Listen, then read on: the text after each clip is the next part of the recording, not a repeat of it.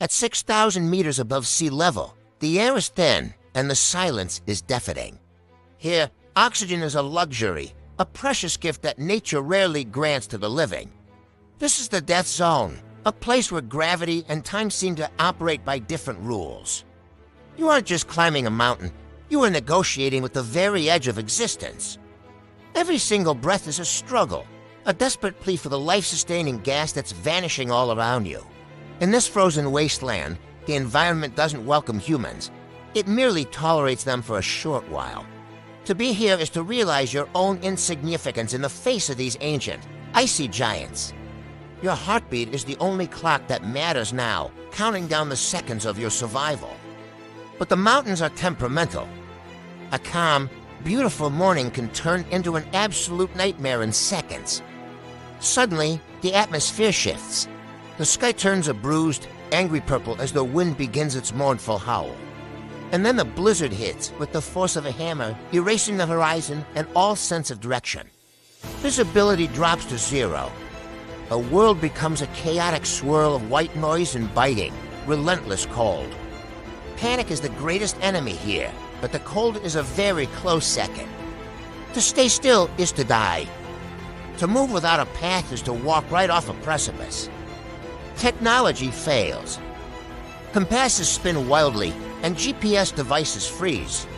Maps become useless pieces of paper in the teeth of nature's fury. Only touch remains. A climber, caught in this white hell, feels his way forward, his gloved hand tracing the cold rock, his only guide through the blinding veil of snow. And then, a shape emerges from the gloom. Is it a sanctuary or a tomb? He has no choice but to find out. The entrance to a small cave offers a sliver of hope against the unrelenting storm.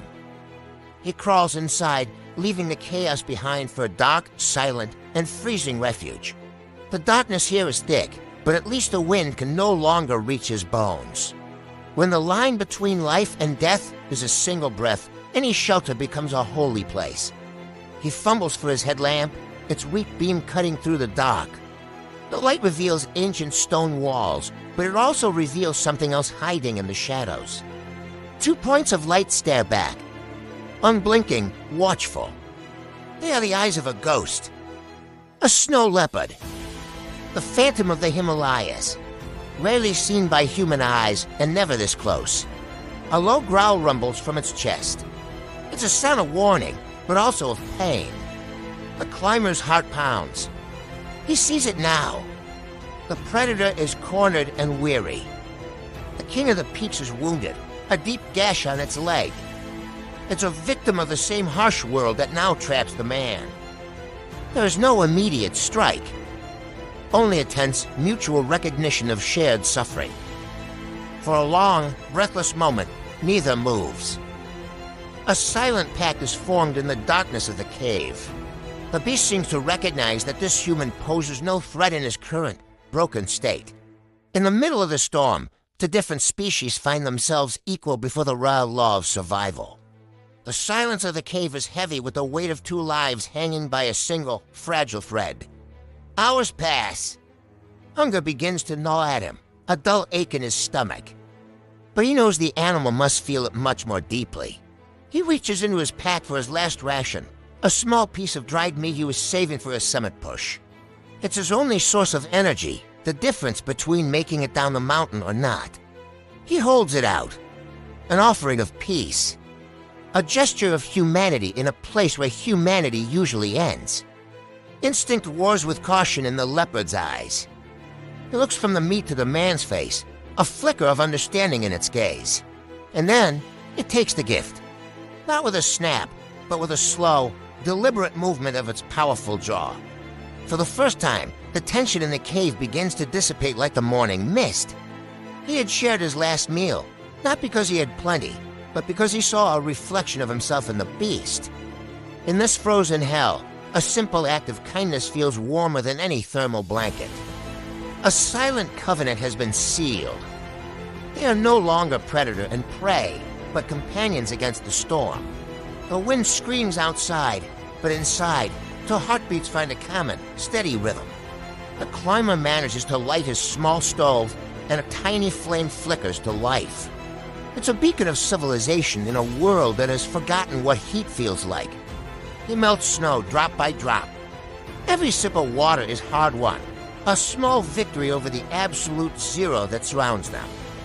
The leopard senses the warmth and edges slightly closer, drawn by the unnatural, flickering light. He is a visitor in the kingdom of ice, but for tonight, he is a welcome guest. The long night begins. A night where time stretches into an eternal, frozen moment. Sleep is a siren song in the cold. If you listen to it for too long, you may never wake up. The animal knows how to survive this. It has become his teacher in the art of endurance. The climber watches, learning the leopard's ancient wisdom. Stillness is power, and silence is the ultimate shield.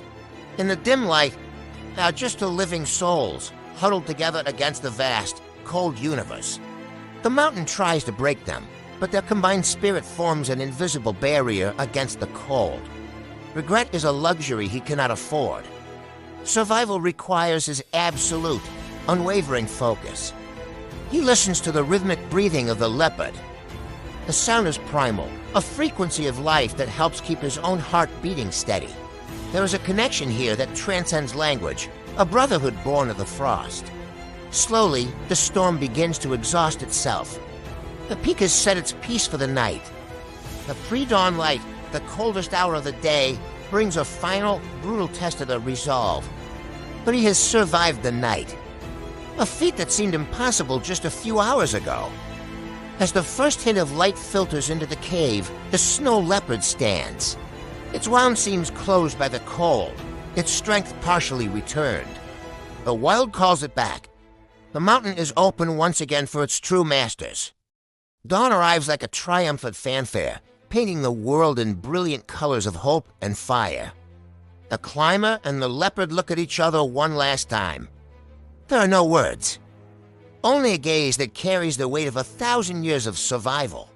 The leopard moves with a slight limp, but with the dignity of a king returning to his throne, and disappears into the newly sculpted snow.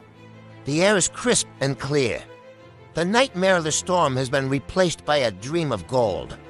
The ghost of the mountain is gone, leaving only silence and a set of tracks in its wake. He is alone again, but the loneliness is different now. It is filled with a new, profound understanding. The mountain didn't break him, it remade him. It taught him that life, at its core, is a shared struggle.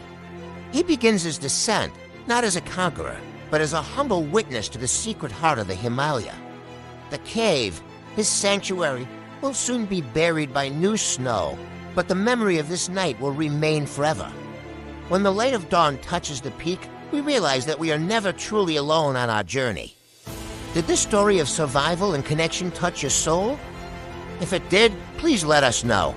Hit that like button and subscribe to join us for more breathtaking adventures into the wild. Your support keeps these stories alive, and we'd love to hear from you.